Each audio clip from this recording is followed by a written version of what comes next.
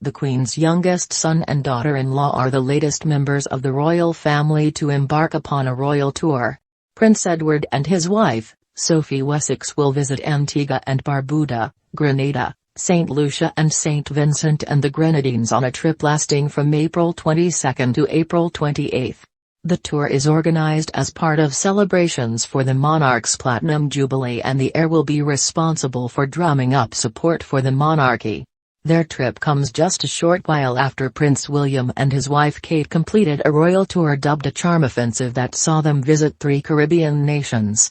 In March, the Duke and Duchess of Cambridge visited Belize, Jamaica and the Bahamas across an 8-day tenure.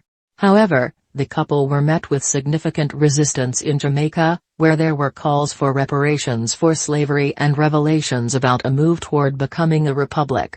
Ceil Ottens, a professor of marketing specializing in how the royal family brands themselves, claims the Wessexes' upcoming trip shows the Queen is becoming more reliant on her children to bolster the monarchy's image.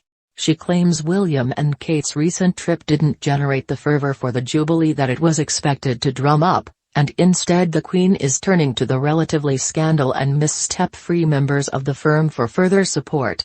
Professor Ottens, co-author of Royal Fever, told Express.co.uk, "I find it very interesting that the Wessexes are visiting. The Earl is 14th in line to the throne, so in terms of his relevance to the royal succession, it has definitely receded as William and Harry have had 5 children between them. But in terms of the relevance of the couple to the royal brand, it seems the trip signals that the Queen is increasingly depending on her children to help fulfill her roles and to build excitement for the Jubilee."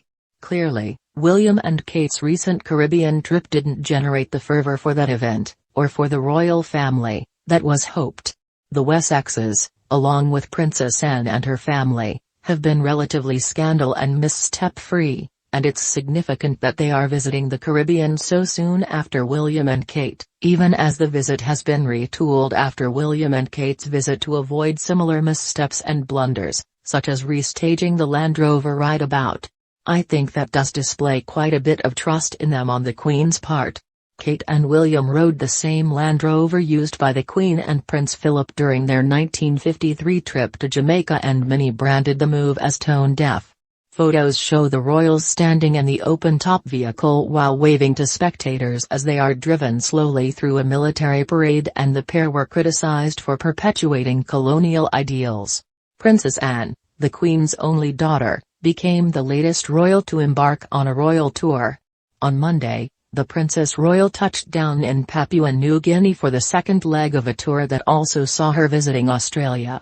The 71-year-old was joined by her husband, Vice Admiral Sir Timothy Lawrence, and her private secretary Charles Davis for the duration of her trip. Over the course of 4 days, she has reinforced her reputation as the hardest-working royal by conducting 20 engagements. Her jam-packed schedule started on Thursday last week following a full day of engagements in Liverpool before she boarded a flight to Sydney at London's Heathrow. Earlier this week it was also revealed that Prince